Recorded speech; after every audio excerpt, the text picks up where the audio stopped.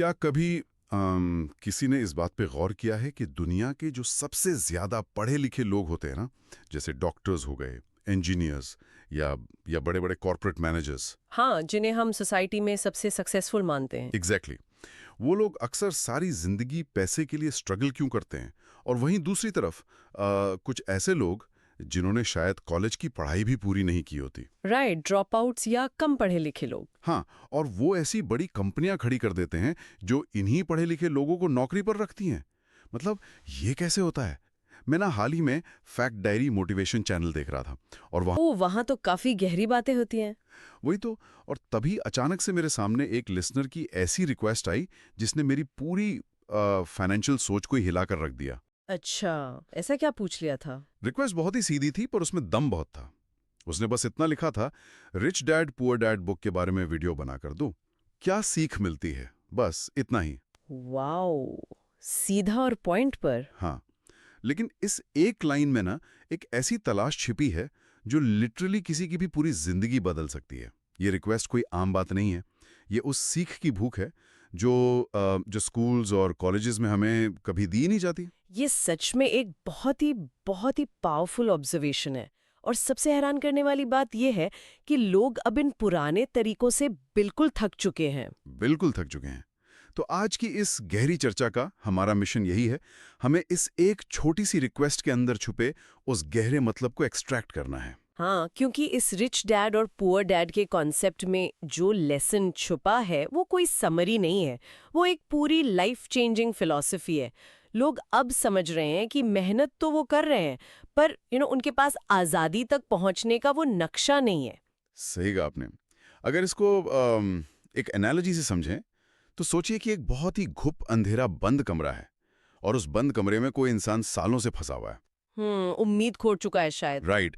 और अचानक उसको दूर किसी दरवाजे की दरार से रोशनी की एक किरण दिखाई देती है। अब वो किरण सिर्फ लाइट थोड़ी है, वो आजादी की उम्मीद है। एब्सोल्युटली। ठीक वैसे ही लोग इस स्पेसिफिक कॉन्सेप्ट से अपनी फाइनेंशियल आजादी की, अपने उन स्ट्रगल से बाहर निकलने की किरण ढूंढ रहे हैं। बहुत ही सटीक एनालॉजी दी आपने। और इस रोशनी की किरण को समझने के लिए ना हमें सबसे पहले इस टाइटल पर गौर करना होगा। यहाँ सिर्फ वेल्थ या अमीरी की बात नहीं हो रही है। तो किस चीज की बात हो रही है? यहाँ दो बिल्कुल ही अलग शब्दों का इस्तेमाल हुआ है। देखिए, रिच डैड और पुअर डैड। और ये दोनों शब्द किसी बैंक बैलेंस को नहीं दिखाते। अच्छा, मुझे तो हमेशा लगता था ये पैसे के बारे में ही है। यही तो ट्विस्ट है। ये दरअसल दो बिल्कुल ही अलग माइंडसेट को दर्शाते हैं। मतलब पैसे को देखने का जो नजरिया होता है ना, उसको। पुअर डैड जो है वो एक आम मिडिल क्लास या गरीब सोच का प्रतीक है। और मजेदारी की बात यह है कि ये इंसान बहुत हाईली एजुकेटेड भी हो सकता है। राइट। जैसे पीएचडी की हुई हो पर सोच वैसी ही हो। हाँ, बिल्कुल। और रिच डैड उस फाइनेंशियल लिटरेसी का प्रतीक है जो एक्चुअली समझता है कि पैसा असल में काम कैसे करता है। अच्छा, यहाँ आके बात बहुत इंटरेस्टिंग हो जाती है, लेकिन मैं यहाँ थोड़ा पुशबैक देना चाहूंगा। हाँ हाँ, बताइए। आमतौर पर अगर देखा जाए तो कोई भी पिता हो, चाहे वो रिच हो या पुअर, वो अपने बच्चों को हमेशा अच्छी ही सीख देता है ना।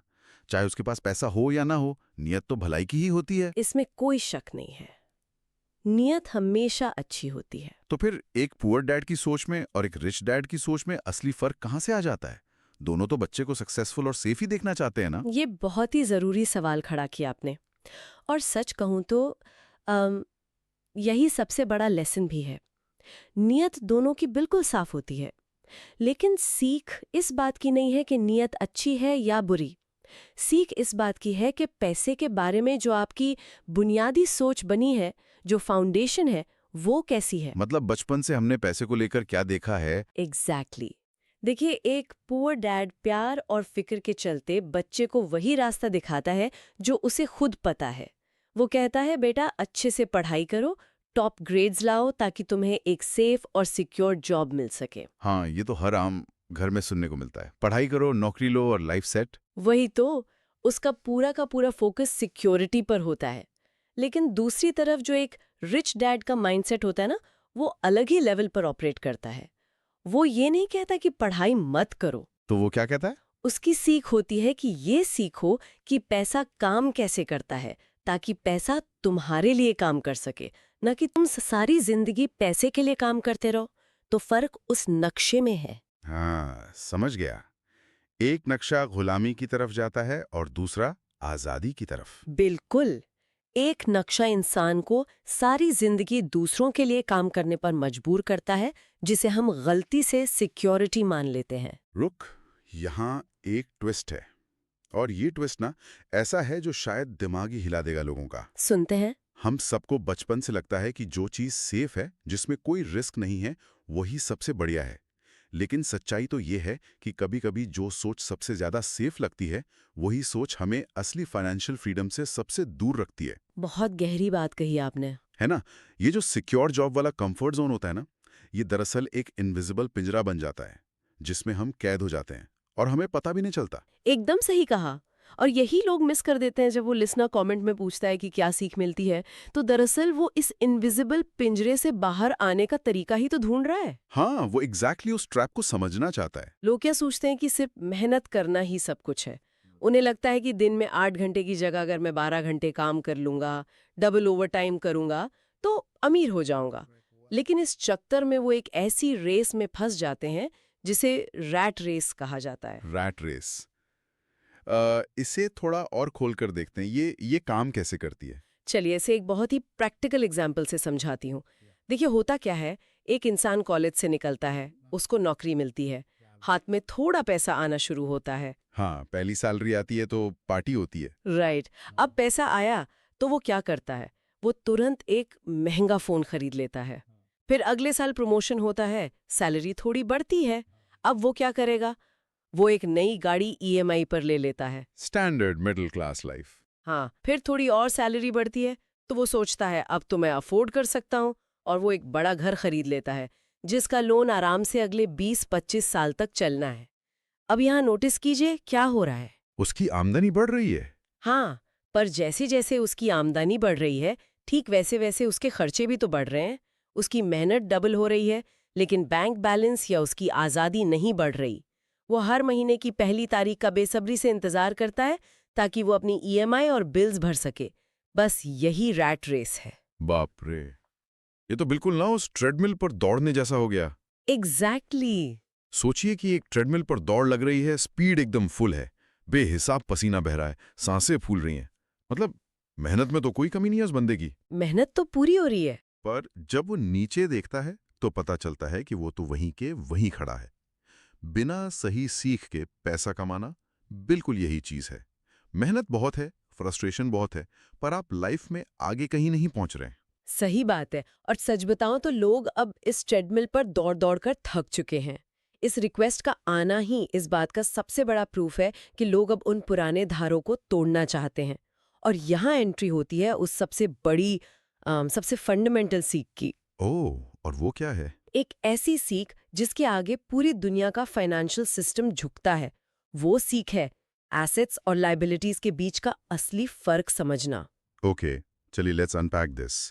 एसेट्स और लायबिलिटीज, ये टर्म्स तो मतलब कॉमर्स के हर स्टूडेंट ने सुने होंगे, पर यहाँ इनका क्या नया मतलब निकल कर आता है? अगर हम इसको बिल्कुल सिंपल, एकदम आम भाषा में समझे ना, तो कॉमर्स की बुक्स चाहे जो भी बोलें, रिच डैड की फिलॉसफी में इसकी डेफिनेशन बहुत सीधी है। बताइए। एसेट वो हर एक चीज है जो आपकी जेब में पैसा डालती है, और लाइबिलिटी वो हर एक चीज है जो आपकी जेब से पैसा बाहर निकालती है। बस इतना ही, इसमें किसी बैलेंस शीट की जरूरत नहीं है। मतलब कोई कॉम्प्लिकेशन नहीं। जेब में पैसा आए तो एसेट, जाए तो लायबिलिटी। बिल्कुल। अगर आप सो रहे हैं और उस वक्त भी किसी चीज से आपकी जेब में पैसा लगातार आ रहा है, तो वो एसेट है। वेट। अगर एसेट वो है जो जेब में पैसा डाले और लायबिलिटी वो है जो जेब से पैसा निकाले, तो फिर तो जो चीज़ें लोगों के हिसाब से उनकी सबसे बड़ी कमाई होती हैं, वो दरअसल लायबिलिटीज निकल आएंगी। हाँ, थोड़ा कड़वा सच है ये। जैसे अगर मैं एक आम मिडिल क्लास सोच की बात करूं, तो सोसाइटी हमेशा यही कहती कि भाई साहब, अपना खुद का घर होना ना जिंदगी की सबसे बड़ी अचीवमेंट है। लोग कहते हैं अपना घर मेरी सबसे बड़ी एसेट है। पर अगर आपकी इस डेफिनेशन को लगाऊं, तो क्या अपना घर वाकई में एसेट है? यही देखिए, यही वो पॉइंट है जहाँ दिमाग का सबसे बड़ा पैराडाइम शिफ्ट होता है, और जहाँ ज्यादातर लोग डिसएग्री भी करते हैं शुरू में। हाँ, लोग गुस्सा हो जाते हैं सुनकर। होते हैं। लेकिन अगर लॉजिक और मैथ को देखें आप, तो जब कोई एक बड़ा घर ईएमआई पर खरीदता है, तो क्या वो घर उसकी जेब में हर महीने पैसा डाल रहा है? नहीं ना, बिल्कुल नहीं। उल्टा पैसे जा रहे हैं। हर महीने आपसे ईएमआई जा रही है, घर का मेंटेनेंस जा रहा है, जी। बिजली का बिल, प्रॉपर्टी टैक्स जा रहा है, यानी आपके कैश का जो फ्लो है वो जेब से बाहर की तरफ है। सही बात है, पैसा तो निकल ही रहा है। तो टेक्निकली एक प्राइमरी रेजिडेंस जिसमें कोई खुद रह रहा है और जिसका लोन वो चुका रहा है, वो कैश फ्लो के हिसाब से एक लाइबिलिटी ही होती है। My God. हाँ, वो बैंक के लिए एसेट है क्योंकि बैंक को हर महीने आपसे पैसा मिल रहा है ना, पर उस इंसान के लिए वो टेक्निकली लाइबिलिटी ही है। ये दिमाग हिला देने वाला कॉन्सेप्ट है सच में। मतलब हम सारी जिंदगी एक ऐसी चीज को अपना सबसे बड़ा एसेट मानते रहते हैं जो असल में हर महीने हमारी जेब खाली कर रही होती है। ये तो बिल्कुल उल्टा हो गया जो हमें बचपन से सिखाया गया है। और यही तो वो सीख है जो लोग आज ढूंढ रहे हैं। मिडिल क्लास लोग यही गलती करते हैं। वो ऐसी चीजें खरीदते हैं जो उन्हें लगता है कि एसेट्स हैं, पर दरअसल वो लाइबिलिटीज होती हैं। बड़ा टीवी, नई कार, महंगे कपड़े, बड़ा घर, एक्सपेंसिव हॉलीडेज। तो फिर अमीर लोग क्या करते हैं? दूसरी तरफ अमीर लोग अपना सारा फोकस असली एसेट्स बनाने या खरीदने में लगाते हैं।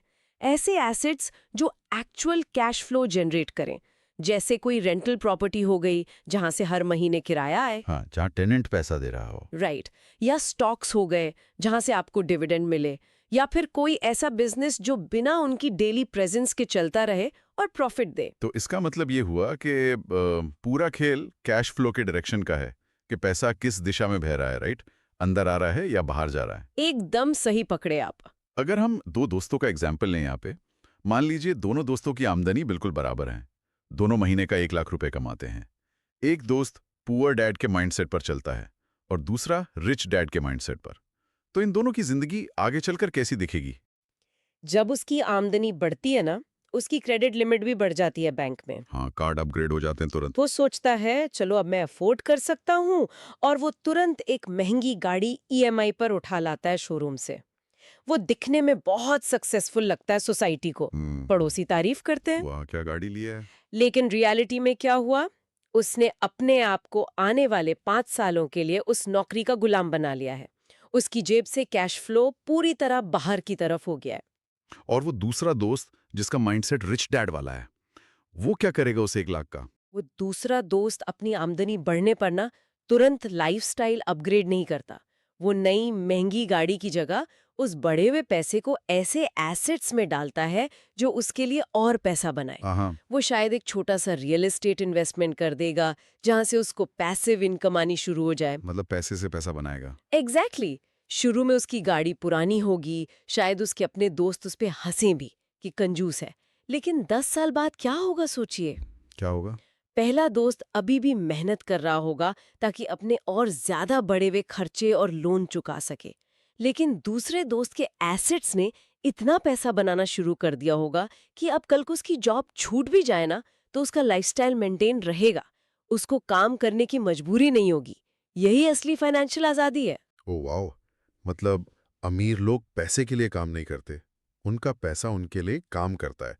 और यही वजह है कि चाहे कोई दिन रात एक कर दे, खून पसीना बहा दे, अगर वो सिर्फ लाइबिलिटीज ही खरीद रहा है तो वो कभी फाइनेंशियली फ्री नहीं हो सकता। बिल्कुल भी नहीं।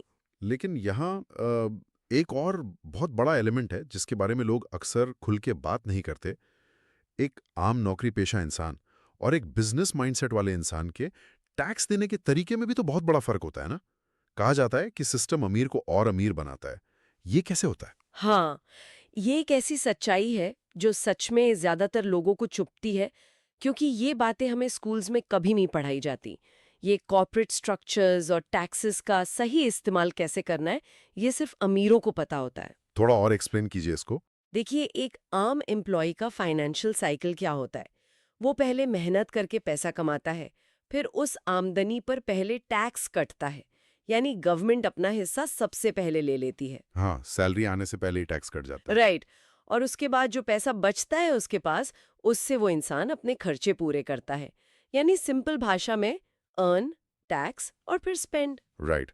टीडीएस पहले ही कट जाता है, हाथ में वैसे ही कम पैसा आता है खर्चने के लिए। लेकिन एक कॉरपोरेशन या एक स्मार्ट इन्वेस्टर जिसके पास बिजनेस एंटिटीज है ना, उसकी साइकिल बिल्कुल अलग ही होती है। वो पहले पैसा कमाते हैं, उसके बाद वो अपने सारे बिजनेस खर्चे, मीटिंग, जरूरतें पूरी करते हैं लीगली, और सबसे आखिर में जो बचता है उस पर वो टैक्स देते हैं। यानी उनका सिस्टम है अर्न, स्पेंड और आखिर में टैक्स। वाह, उनके रूल्स ही अलग है। उनके पास रूल्स को लीगली अपने फायदे के लिए इस्तेमाल करने का तरीका होता है। और देखिए, ये कोई इलीगल चीज नहीं है, ये वही सिस्टम है जिसे समझना असल में फाइनेंशियल लिटरेसी कहलाता है। जब लोग उस कमेंट में लिखते हैं ना कि क्या सीख मिलती है, तो दरअसल वो यही कोड, यही मैट्रिक्स क्रैक करना चाहते हैं। ये तो वाकई में एक मैट्रिक्स से बाहर आने वाली बात लग रही है मुझे। जब हम इस सीख को इतनी गहराई से समझते हैं ना, तो ये बस एक सिंपल फाइनेंशियल एडवाइस नहीं जाती। ये एक लाइफ ऑल्टरिंग मूवमेंट बन जाती है। किसी का ऐसी सीख की डिमांड करना दरअसल अपनी लाइफ का कंट्रोल वापस लेने का फैसला है। ये खुद से कहना है कि बस अब और नहीं, मुझे उस ट्रेडमिल से उतरना है भाई साहब। बहुत खूब, यही स्पिरिट चाहिए होती है। लेकिन देखिए, मुझे एक बात सोचकर बहुत अजीब लग रही है। क्या हुआ? क्या अपनी बरसों पुरानी सोच को, उन बिलीव्स को जिनके सहारे हमने पूरी जिंदगी बिता दी अब तक, उनको ऐसे एक झटके में पूरी तरह से जड़ से उखाड़ कर फेंक देना और एक बिल्कुल नई सीख अपनाना डरावना नहीं लगता? क्या उस नए ट्रांजिशन में डर नहीं लगता इंसान को? डर तो बिल्कुल लगता है। मैं कहूंगी शुरुआत में बेहद अनकंफर्टेबल होता है। एकदम ऐसा महसूस होता है कि जैसे भेड़ चाल से अलग होकर आप किसी बिल्कुल ही अनजान और खतरनाक रास्ते पे निकल पड़े हैं। आसपास के लोग, आपके रिलेटिव्स आपको कहेंगे कि ये बेवकूफ़ी है, रिस्क क्यों ले रहे हो, बस सेफ खेलो चुपचाप। हाँ, वही सिक्योर जॉब वाला था ना। लेकिन यहाँ सबसे गहरी बात जो समझने वाली है ना, वो ये है कि असली डर तो जिंदगी भर बिना फाइनेंशियल फ्रीडम के जीने में होना चाहिए। असली डर उस बात से लगना चाहिए कि 60 साल की उम्र तक किसी और के लिए घुट-घुट कर काम करते रहेंगे और फिर भी अकाउंट्स में इतना पैसा नहीं होगा कि चैन से रिटायर हो सकें। माय गॉड, असली डर 60 साल की उम्र तक गुलामी करने में लगना चाहिए। ये स्टेटमेंट अपने आप में ना एक बहुत बड़ा बेकअप कॉल है लोगों के लिए। जिस चीज़ को रिस्क समझकर छोड़ दिया जाता है ना, जैसे कि नई फाइनेंशियल सीख लेना, खुद पे इन्वेस्ट करना, अपने माइंड का पूरा फ्रेमवर्क बदलना, ये चीज़ें एक्चुअली रिस्क हैं ही नहीं। बिल्कुल नहीं है। सबसे बड़ा रिस्क तो वही पुरानी घिसी-पिटी जिंदगी जीना है, जिसमें आपके हर अगले दिन का सर्वाइवल आपके अगले पेचेक पर टिका होता है। जॉब गई तो सब खत्म। एकदम सही। हाँ। जब वो स्पेसिफिक रिक्वेस्ट किसी ने आपको की कि क्या सीख मिलती है, तो वो इंसान एसेंशली यही हिम्मत ढूंढ रहा था।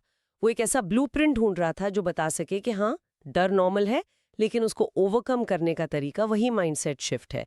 और देखिए, ये माइंडसेट शिफ्ट एक रात में नहीं आता। तो इसको अप्लाई कैसे करें डेली लाइफ में? ये एक कंटिन्यूअस प्रोसेस है। हर रोज अपने पुअर डैड वाले उस कंफर्ट सीकिंग माइंडसेट के आगे एक क्वेश्चन मार्क लगाना पड़ता है इंसान को। हर बार आप जब कुछ बड़ा खरीदने जाएं, तो उससे पहले खुद से एक ही बेसिक सवाल पूछने की आदत डालनी पड़ती है। और वो आखिरी सवाल क्या होना चाहिए? सवाल बस ये है, क्या ये नई चीज मेरी जेब में पैसा डालेगी या मेरी जेब से पैसा निकालेगी? अगर वो पैसा निकाल रही है ना, तो वो लायबिलिटी है। ये एक छोटा सा जो फिल्टर है, आने वाले सालों में ये किसी की भी पूरी नेटवर्थ कंप्लीटली बदल कर रख सकता है। पैसे को संभालने का और पैसे को देखने का ये जो बदला हुआ नजरिया है, यही इस जनरेशन की सबसे बड़ी जीत है। मेहनत तो करनी है, पर खुद के लिए एसेट्स बनाने में, किसी और के सपने पूरे करने में नहीं। क्या जबरदस्त फिल्टर है भाई साहब। क्या ये चीज जेब में पैसा डालेगी या निकालेगी? अगर आज की इस पूरी गहरी चर्चा को मैं एक जगह समेटूं ना, तो मैं कहूंगा कि आज वाकई में एक मैट्रिक्स ब्रेक हुई है यहाँ। मुझे भी यही लग रहा है। हमने देखा कि वो जो सिंपल सी लगने वाली रिक्वेस्ट थी, वो rich dad poor dad book के बारे में वीडियो बनाकर दो वाली, वो बस एक आम कमेंट नहीं थी। वो एक भूख थी, एक पूरी सोसाइटी की आवाज थी जो उस फाइनेंशियल आजादी को पाना चाहती है।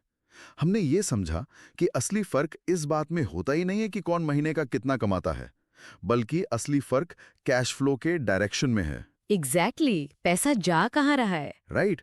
इनकम बढ़ने पर लाइबिलिटीज को अपना एसेट समझकर खरीदना, बस वही उस रैट रेस में फंसना है। जबकि अपनी आमदनी का इस्तेमाल ऐसे एसेट्स बनाने में करना जो आपके सोते वक्त भी आपको पैसा कमा कर दें, वो असली रिच डैड माइंडसेट है। तो आखिरी सच यही है कि असली सीख आपके बैंक अकाउंट के बैलेंस में नहीं, आपके दिमाग की वायरिंग और आपकी फाइनेंशियल एजुकेशन में छुपी है। बिल्कुल 100% सही समरी दी है आपने।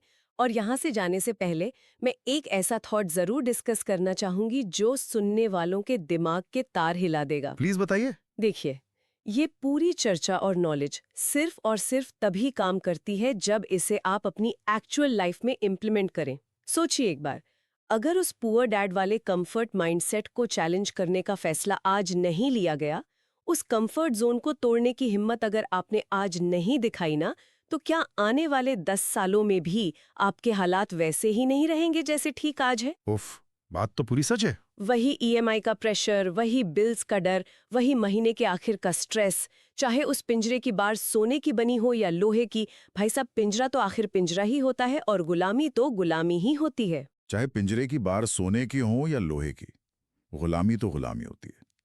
ये वाकई में सारी रात चैन से सोने नहीं देगी ये बात।